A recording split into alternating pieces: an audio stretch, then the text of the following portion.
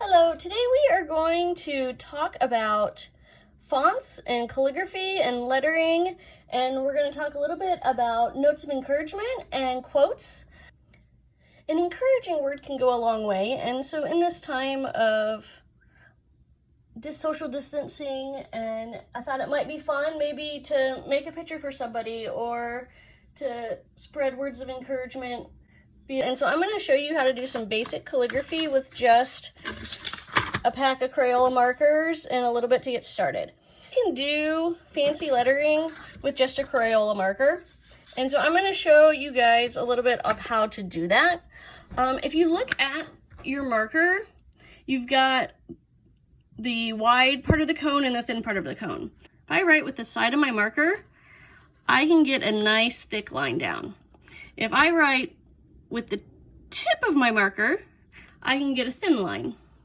Now, if I write with the tip of my marker and apply a little bit more pressure, I can get a little bit of thicker line. And so having different thicknesses of lines is really what helps this process along quite a bit. Now, when you are doing calligraphy, it's important that your vertical lines, the lines that go up and down, these are your thick lines. Your horizontal lines or your diagonals are your thin lines. So that's very, very important. And so you could even practice with making like a C if you start light and then just push harder and then loosen up your grip and go light again. So this is your basic stroke. And then once you got the C down, you can move to the O's. Now with O's, or circles, you're going to start thin, you're going to have that downstroke, and then you're going to lighten up. So you're going to have thick, thin, thick, lighten up, and thin. Now, I also find that moving your paper around and lifting your pencil is really helpful. Also, a lot of practice. So if you're just starting out, you might want to practice by penciling in your letters first, and then that way you are tracing a little bit and you have a little bit more confidence in what you're doing. So say I wanted to do hello and I just wanted to do the thick, thin pencil method. So then I would go thin on my upstroke and thick on my downstroke. Go thin, thick on the downstroke. Now I find it very helpful to move the paper or move your pen or reorder it. So for that E downstroke, it might be easier to go like that and then thinly connect them. Might be easier to go the downstroke. I know some of you guys may have seen people doing this on YouTube and things like that. And a lot of times those videos are sped up quite a bit. So don't worry that you're not fast or anything yet, because this is just starting and it's something new.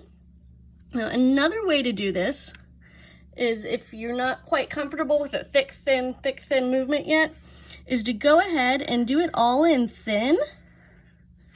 I'm still going to change direction for my E, and I'll change direction for my O as well, so it makes it a little easier for me to draw that out. So now I have it all thin. Then what I can do is go ahead and add in the thick where it belongs. So I'm still putting the thick on those downstrokes. I just am doing it when I have more control over the pens. So you're still putting in those downstrokes. And by doing that, I can actually use the side of the marker instead of just pushing down so much on that. So that's another second way to do it. The third way to do it is similar, but instead of just filling it in thin, if you notice, I don't necessarily stay completely on there. Another thing I could do, instead of coloring in the thick parts, go ahead and make the thick line, but I can double them up.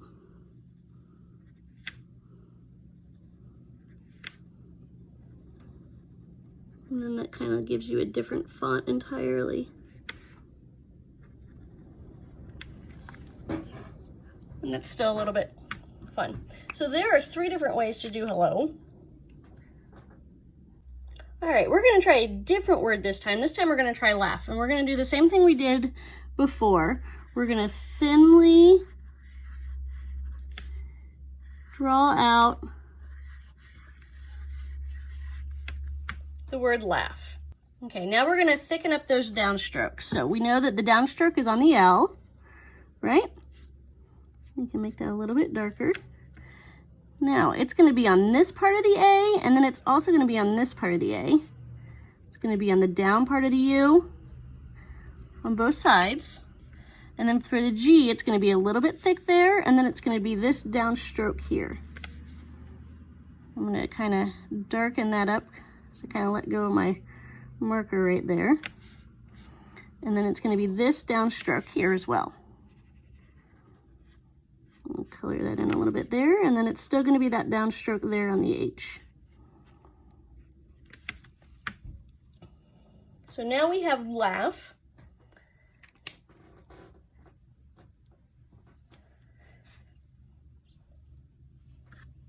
All right, so now we have laugh. And so I'd like to add the word every day to laugh. But instead of making it all one font, I want to switch up fonts just a little bit. So I'm going to kind of gently see if I can fit the word every day in this area. And I can. So that's what I'm going to do. So I'm going to switch colors. And then on this line, I am going to write every day in a smaller, more straight font, because it is helpful to laugh every day, I think. All right. I'm not sure if you can see my pencil lines, but I can see my pencil lines, and so I'm gonna erase those. I also suggest waiting to erase those until your marker's dry. All right. So now I have laugh every day. When I was in junior high, one of my favorite fonts was the dot font. So this one always made me happy, and it was so easy to do. I used to make cards all the time, but I would just put little dots on my letters, on the corners, where they intersected. I don't know, I just always thought it was fun.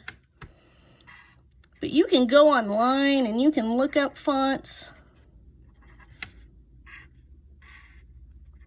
And you can see how many there are out there. But things like that are fun. You can even, kind of using that same idea of the double lines. You can make bigger letters and add double lines to it.